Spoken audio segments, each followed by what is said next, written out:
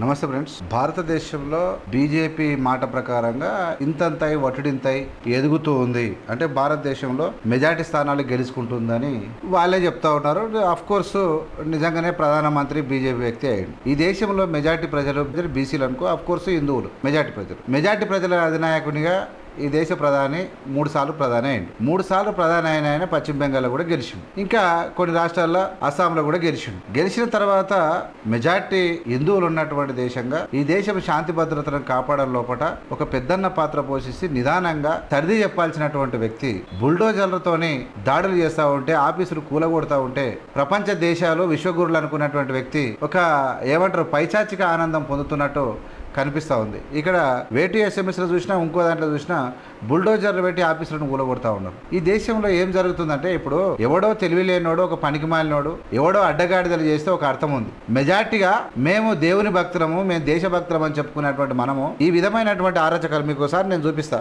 ఈ వీడియోలో కూడా ప్లే అవుతుంది, మీరు ఒకసారి చూడండి. ఇక్కడ ఏంది అంటే ఇలాంటి ఆరాచకాలకు వచ్చింది. ఎందుకు వచ్చింది? ఈ దేశంలో ప్రధాని లేడా?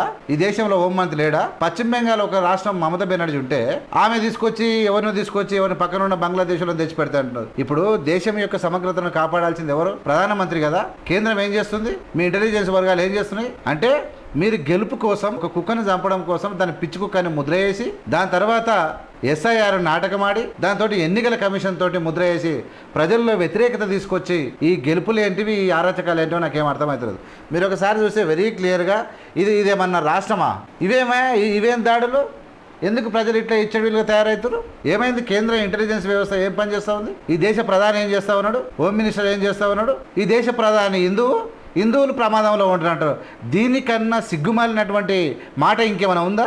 సిగ్గాని ఉండాలిగా చెప్పుకోవడానికి. ఈ దేశ ప్రధాని 80%, 85% ఉన్న హిందువులకు ఈ ఇబ్బందుల్లో ఉండరంట. ఇంత సిగ్గు తప్పిన మాటలు మాట్లాడడం ఏంది నాకేం అర్థమవుతలేదు. ఇదేం బతుకులు, ఇదేమి అరాచకాలు, ఇదేంది బట్టబాజీ మాటలు నాకు అర్థమవుతలేదు. ఇది చూడండి, బుల్డోజర్లు పెట్టి నేను ఇల్లు కూడా చూపిస్తా.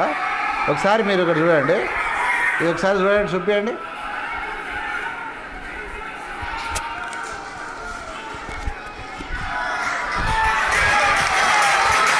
అర్థమైతే ఎట్లా కూడా పెడుతుంది. ఏంది పెట్టి విధానం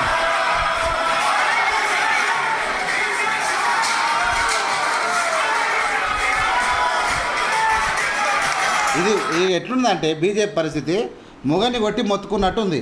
బద్మాషి వేషాలు, బద్మాషి శాతలు. నిజంగా చెప్పాలంటే అవార బ్యాచ్ మొత్తం ఒకటైంది. ఇక చిల్లరగాళ్ళంతా బయటకు వచ్చి అడ్డగోలియ కూతలు మాట్లాడము. 85% మంది, 85%కు సంబంధించిన మంది ప్రధానమంత్రి, హోమ్ మినిస్టర్ ఉంటే ఇబ్బందుల్లో ఉంటుందంట. మరి ఏం చేస్తే ఇబ్బందులు పోతాయి?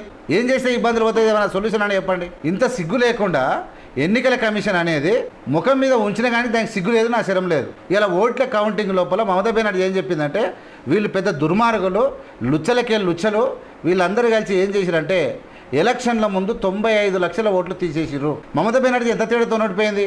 5% తేడాతో ఓడిపోయింది. 95 లక్షల మంది ఓట్లు తీసేసిర్రు. కొంతమంది ఏం చేసిరంటే, మా ఓటు హక్కు ఉంది, మా ఇల్లు ఉంది, మేము ఉన్నాము, ఇన్నేళ్ల నుంచి ఏం చేస్తున్నాం, వ్యాలిడ్ మొత్తం తీసుకొని పోతే 27 లక్షల మంది మా ప్రూఫ్లు ఇగో, మా అధికారులు ఇగో, మా ఓట్లు ఇగో అని పోతే సుప్రీంకోర్టు ఎస్ నిజమే 27 లక్షల మంది ఓటర్లు మీరు కరెక్టే, కానీ టైం అయిపోయింది అన్నది. ఆ తీర్పు ఎన్నిక సుప్రీంకోర్టు కూడా సిగ్గులేదు. 27 లక్షల మంది ఓటర్లను ఓటేయకుండా 5 లక్షల ఓట్ల తేడాతో గెలిచినటువంటి గెలుపు, అది గెలుపు కాదు. కాబట్టి మీరు సిగ్గు తప్పిన వాళ్ళ నేను రాజీనామా చేయను, మీరు మనుషులా గాడిదలా అని చెప్పి మమతా బెనర్జీ ముఖం మీద ఉమ్మి వేస్తూ ఉంది. చిల్లరగాళ్ళంతా పోయి ఏమో లొల్లి పెడతా ఉన్నారు.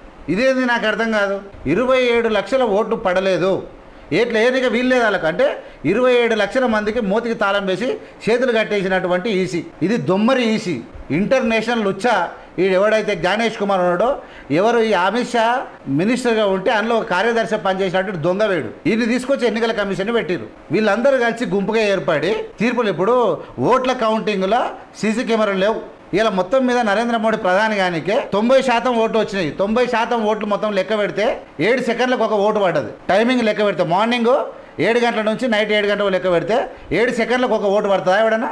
అంటే ఎంత దొమ్మరి వేషాలు. 90% ఓట్లు లెక్కిస్తారంటే చెప్పుకోనికి కూడా సిగ్గులేదు వీళ్ళకు. 7 సెకండ్లకు ఒక ఓటు ఎట్లా పడుతుంది? మనం ఓటు తీసుకొని ఓటర్ కార్డుకి పోతే, వాటి దగ్గరికి పోతే ఓటర్ ఏజెంట్తో కూడా టిక్ చేసుకొని పెట్టుకొని వానికి మనకు మార్కు పెట్టి, ఆ ఓటర్ 2 స్లిప్పులు తీసుకొని పోయి ఆడికి అవన్నీ చూపించి ఆడికి పోయి ఓ దాంట్లో ఓటేసి, ఓటు ఎంపీకేసి, ఓటు ఎమ్మెల్యేకేసి రావడానికి ఎంత టైం పడుతుంది? ఆల్మోస్ట్ 50 సెకండ్ల నుంచి 1 మినిట్ పడుతుంది. 7 సెకండ్లకు ఒక ఓటు వేసినట్టు 90% ఓట్లు మొత్తం లెక్క పెడితే 7 సెకండ్లకు ఒక ఓటు పడదంట. ఇది ఎంతో బట్టివాజీ ఎలక్షన్ కమిషన్ ఇది. ఇలాంటి వ్యవస్థతోని రాజ్యాంగాన్ని వ్యవస్థలను కూని చేస్తున్నటువంటి నరేంద్ర మోడీ ఏం తెలియనట్టు మళ్ళీ ఏమంటే హిందూ గత్రమే అంటే గత్ర లేపాల ప్రజలను. చిల్లరగాళ్ళు ఏంటికి పనికిరాను ఊరికి 10 మంది ఉంటారు. అలాంటి విధవలను రెచ్చగొట్టి గత్ర లేపి బట్టవాజీ మాటలు మాట్లాడించి దేశం ప్రమాదంలో ఉందని చెప్పిస్తారు.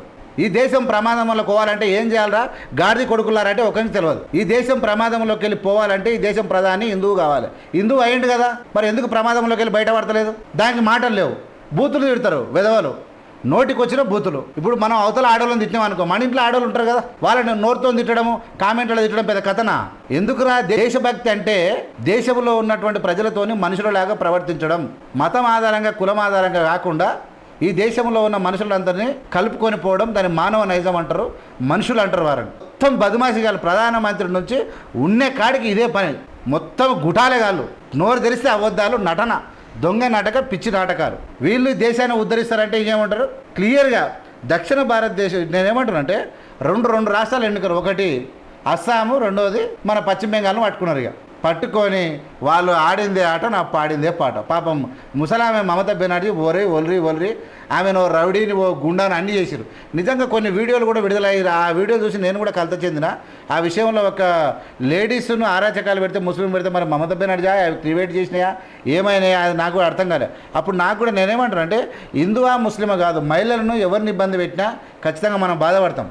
అలాంటి విషయంలో మరి ఆమె మమతా బెనర్జీ ర్యాలీ తీసింది, న్యాయం జరగాలని చెప్పింది. కానీ దాన్ని కూడా ఒక డాక్టర్ను ఎవడో చంపేసిండు, రేప్ చేసి చంపిరని చెప్పి వార్త వచ్చింది. ఆ వార్తను ముందే మమతా బెనర్జీ దాన్ని ఖండిస్తూ రోడ్ల మీదకి వచ్చింది. కానీ అలాంటి సమయంలో కూడా దాన్ని మమతా బెనర్జీకి వ్యతిరేకంగా కావాలని చెప్పించిందని ఒక ప్రొపగండా సృష్టించగలిగారు వీళ్ళు, అబద్ధాలు సృష్టించగలిగారు. బ్యాచే ఇట్లా తయారైంది. నేను ఏమంటున్నానంటే ఈ దేశంలో ఉన్నటువంటి ఎన్నికల కమిషన్ను ఇంటికి పంపించి ఎన్నికల కమిషన్ను మార్చకుండా, ఈ దేశంలో వీళ్ళ యొక్క అరాచకాలు సుప్రీంకోర్టుతో ఇప్పిస్తున్నటువంటి దొంగ తీర్పులను మార్చకుండా ఈ దేశ ప్రజలను ఎట్టి పరిస్థితుల్లో ఈ దేశాన్ని మార్చలేము. ఎలాంటి చింత లేదు, నరేంద్ర మోడీకి భయం లేదు, ఈ దేశ ప్రజల మీద భక్తి లేదు. ఎందుకు భయం లేదంటే ఈసీ ఉంది. ఎట్టి పరిస్థితుల్లో అన్నీ ఒకేసారి గెలిస్తే ఇబ్బంది, ప్రజలు ఉల్టా కొట్టినా మామూలు కొట్టరు. కానీ ఒకరు అక్కడ గెలిచినట్టు, ఒక దిక్కు ఓడిపోయినట్టు మొత్తం నటన చేసి ఈ దేశాన్ని సర్వనాశనం చేస్తున్నటువంటి ప్రపంచ దేశంలో నరేంద్ర మోడీ ఒక వరెస్ట్ అయిన వ్యక్తి అని తేలిపోయింది. ప్రపంచ దేశాల్లో ఇజ్జత్ లేదు, నా విలువ లేదు. పాకిస్తాన్కు ఉన్న ఇజ్జత్ లేదు ఇలా. ఎందుకంటే ఇంగ్లీష్ మాట్లాడరాదు, నాది మాట్లాడడానికి తెలియదాక ఇరాన్ అండ్ అమెరికా యుద్ధంలో పాకిస్తాన్ వాడు మధ్యవర్తి అయ్యాడు. పాకిస్తాన్లో మీటింగ్ పెడతా ఉన్నారు. ఈయననేమో విశ్వగురు అని చెప్పుకుంటా ఉన్నాడు. ప్రపంచంలో 2014లో ఉన్నటువంటి వాల్యూ నరేంద్ర మోడీకి ఇప్పుడు లేదు. కానీ ఇప్పుడు మళ్ళీ ఎందుకు గెలుస్తున్నాడు? నరేంద్ర మోడీ అంటేనే ప్రజలు అసహించుకుంటారు. కానీ మళ్ళీ ఎట్లా గెలుస్తున్నాడు అంటే గెలవడానికి కారణం ఈవీఎంలే. ఎన్నికల కమిషన్ ఇచ్చినటువంటి డేంజరస్ సిగ్నల్ ద్వారా ఏదో ఒక రూట్ల మమతా బెనర్జీ కూడా అదే చెప్పింది, ఏదో ఒక రూట్ల దొంగ కౌంటింగ్ చేసి అడ్డదారిలో కూడా గెలవడానికి వాళ్ళు ఎక్కడ కూడా వెనకకు పోరు అని చెప్పి వెరీ క్లియర్గా అర్థమైపోయింది. మరి ఈ దేశాన్ని కాపాడుకోవడం అరవింద్ కేజ్రీవాల్ని కొట్టిపడేసారు, మమతా బెనర్జీని కొట్టిపడేసారు. వీళ్ళు నెంబర్ 1 మమతా బెనర్జీని కొట్టేసారు. స్టాలిన్ పని కూడా అయిపోయింది. ఇక్కడ మ్యాక్సిమం వాళ్ళు ఎవరిని కొట్టాలనుకుంటే ఉత్తర భారతదేశంలో అయితే మనసులు లేకుండా చేసిరు అని. నీకు బీహార్ అంతే ఉంది, వాళ్ళు చెప్పినోడు అయ్యాడు. 7వ తరగతి చదువుకున్నాడు ముఖ్యమంత్రి బీహార్లో. 7వ తరగతి రౌడీగాడు 9 మర్డర్లు చేసినోడు. వాళ్ళకు ఒక్కరికి చూసి చదవనికి రాదు ఇలాంటి వాళ్ళు. ఇక ఆయన అయితే అరాచకం మామూలుగా లేదు మన ఉత్తరప్రదేశ్లో. ఎవడున్నాడా ఇలాంటి వాళ్ళని తీసుకొని దేశాన్ని ఏల్పించి ఏదో ప్రపంచాన్ని ఉద్ధరిస్తామని చెప్పి గప్పాలు కొడుతారు. ఏం చేసుకుంటారో ఈ దేశాన్ని ఏం గాల పెట్టుకుంటారో ఎవరికి అర్థమవుతలేదు. మొత్తం మీద ప్రజలు మాత్రం దక్షిణ భారతదేశానికి బీజేపీని ఎంటర్ చేయలేదు. ఇది ఒక్కటి మాత్రం హ్యాపీ. కేరళ కాంగ్రెస్ వశం అయిపోయింది, ఖచ్చితంగా తమిళనాడు టీవీకే వశం అయిపోయింది, కర్ణాటక కాంగ్రెస్కే ఉంది, తెలంగాణ కాంగ్రెస్కే ఉంది. ఇక ఇక్కడ అక్కడికి వెళ్ళి ఏం చేయాలని అర్థం కాక పొత్తు తొలగించుకునింత ఏదో ఏపీలో, అంతే తప్ప ఏం లేదు. 100% ఒక దౌర్భాగ్యమైనటువంటి వ్యవస్థ ఈ దేశంలో కొనసాగుతుంది. ప్రజలు ఏకమై నీతి లేని లుచ్చరు అడిగిన ప్రశ్న ఒక్కటి సమాధానం ఉండదు.